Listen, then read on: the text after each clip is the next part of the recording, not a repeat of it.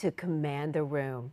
I'm your host, Dr. Miluna Fausch, and I help executives, professionals, and startups grow careers, rev up sales, and attract funding by teaching them how to command the room through effective public speaking.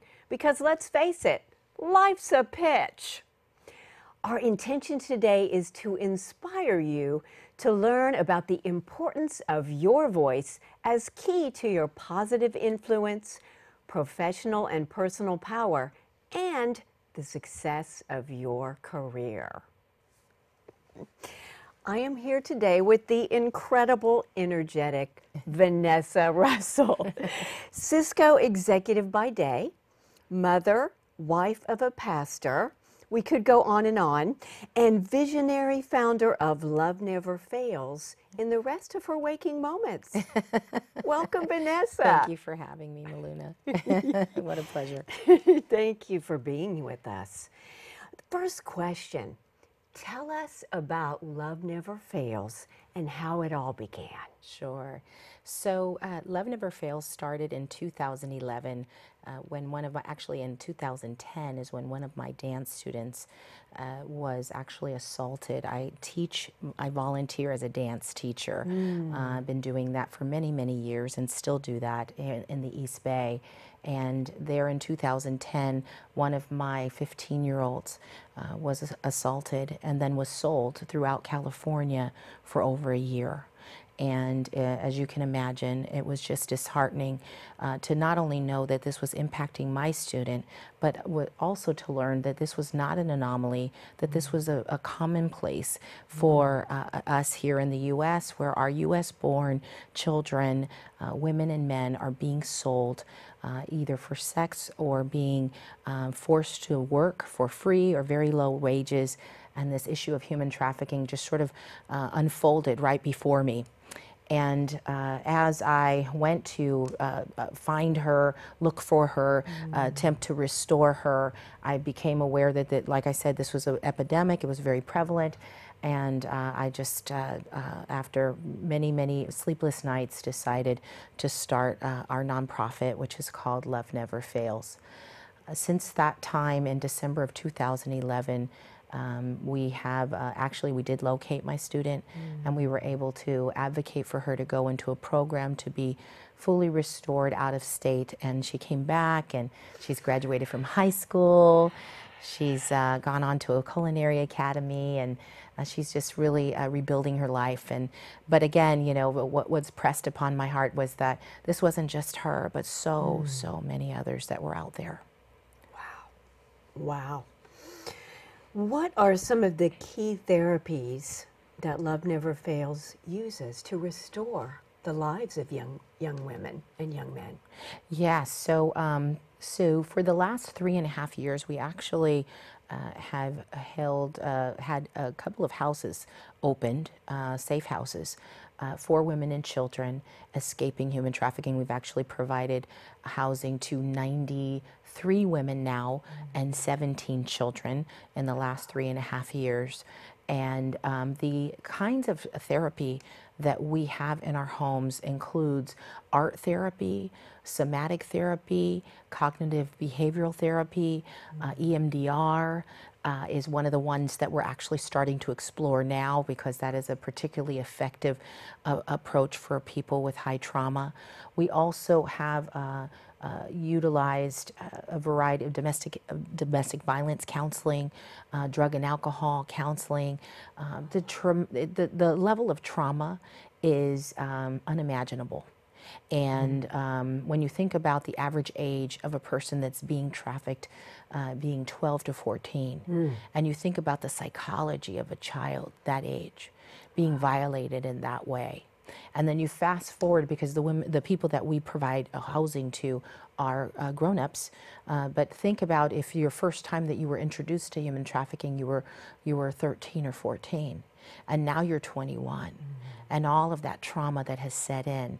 So you have to do a tremendous amount of peeling back an onion, if you will, to get to that trauma and really help the person see what it is. And then there's also a spiritual component to that, and so we do a tremendous amount of working on reconnecting each individual with themselves, with their creator, with their love for life, and with their purpose. Restoration, yes. How much of a role does a person's voice play in their recovery? Yeah, so it's interesting, the voice. You know, I've always been a very sort of outspoken person. You can't tell at all, right? Not at all. So that, you know, losing your voice, it would probably be hard for you to imagine that there are times when even someone like myself feels that our voice doesn't matter, feels that we're not worth speaking up. And on a personal note, part of what has caused me to want to be a volunteer dance teacher and work with at-risk youth was my own personal trauma, my own experience of being abused as a teenager and as a child. And what I found was a great way to express and come to my own voice was through dance. And so dance was my expression, was my unspoken way of healing. And dancing, specifically dancing, doing praise dancing, has really been hugely healing to my heart. And so I think that there are many different artistic ways that one can find their voice, and then to be able to bring it to actual words I believe that that's really the pinnacle, to be able to express what you feel and also what you're thinking, and even express your anger in ways that are constructive, express your criticism in ways that are constructive, are all things that determine whether you will be successful in the workplace, have successful marriage, be successful parents. And so I'm very excited about the voice and the different ways that voice comes into a relationship. Wow. Can the voice of a girl or woman help keep them safe? Absolutely. You know, one of the things that we've taught in prevention education over the years is that there's that still little voice that you hear when something is starting to feel uncomfortable. And even the voice when you're taught to ignore that still little voice, even as a child. Those are the times when you really are violating your own conscience. And so even that speaks to the power of the voice within. And then as that power really begins to develop, you're able to speak out and say, no, stop, I'm uncomfortable. Or speak out to a loved one, help me. A safe loved one, and then even better, as you progress, advocating for others to have that same right and that same access to safety and to love and all of the basic human rights that we all deserve. Yes, absolutely. So how can we teach girls to speak up when they are socialized to be nice and not show or verbalize anger? Yeah, that's a tough one, and I've really struggled with that because, you know, some of the things that we are taught is to be passive and to almost taught to be very manipulative to get your way, not direct. You know, find a way to manipulate the situation because people won't receive the direct communication that maybe our male counterpart might be able to deliver. And so I've been working on that over the years and counseling and trying to work through understanding what is appropriate pushback and what is verbal sparring. And when is it okay and how is it okay to say, I'm not comfortable with that without being, you know, insubordinate or divisive. And so there's definitely a science, an art form, it's not science, right? In pushing back and being who you are as a strong woman. And I think that there's spaces that are being created to make room for girls and women to be more of who they are and be accepted and appreciated as multifaceted, not just these sort of quiet, go with the flow kind of people. I love it. We come in all Yeah, shapes and sizes that's and right. vocal. That's right. That's right. So much we could say Falsetto, about baritone, all that. that. Any number of things we could say and descriptions. Yeah. Yeah. Now, I think you are very effective at verbal communication. No, thank you. Were you always? No. Oh my gosh, no. I think that my time at Cisco has really afforded me some wonderful opportunities to grow professionally. Cisco has provided a coach for me in times past, met much in the way of leadership training, and from a financial standpoint, so I would have some financial acumen in terms of speaking about topics like that, technology, speaking about how to lead people, and understanding, the typical Myers-Briggs type of layout that all of us sort of have in terms of our personalities. All of those things have helped me raise my intelligence, right? Call it speaking intelligence, right? They've really raised my ability to hit on the points that are applicable to the audience, and certainly to be relevant with the right data points that make this worthwhile to the person who's on the other end. And so I do attribute much of that to that. And then, of course, as time has progressed with Love Never Fails, I've been doing quite a bit of public speaking. And I can tell you the first couple of times I was just sweating and praying and just rocking and shivering and saying every 5 minutes. And I'm just so grateful that someone invited me back a second time. And it's some of this just as practice makes perfect, right? Pitch perfect, right? It's perfect. Well said. Yes, I call this vocal intelligence. Oh, as you said, speaking. yeah, There is a okay. vocal intelligence component. Yeah. Yeah. Wow. Yay. I didn't know that. That's so good. Yay. Well said. Next question, can you draw any parallels between your role at Cisco and the success of your baby, Love Never Fails? Absolutely. I think that, at the core of that cross-section is a belief that you can take someone like myself who as a child was in foster care, someone who was living in poverty on what at the time we called welfare, living with a tremendous amount of want and a single parent family, difficult background. You can take someone like that and you can equip them with skills and encourage them and expose them to different countries and global economy and different technologies, and they can actually perform well in a corporate environment and even soar.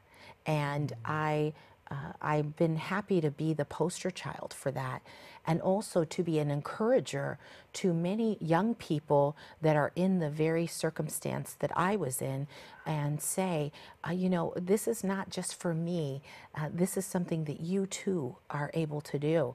And for me, I've gotten past the point of sort of being enamored with fancy cars and fancy house and all of the brand name things. But I'm able to show them all of the fancy things that I've purchased over the years and the houses I've purchased and the Mercedes Benz and all of these cool things that kids think about, and say, yeah, all of that is right within your reach.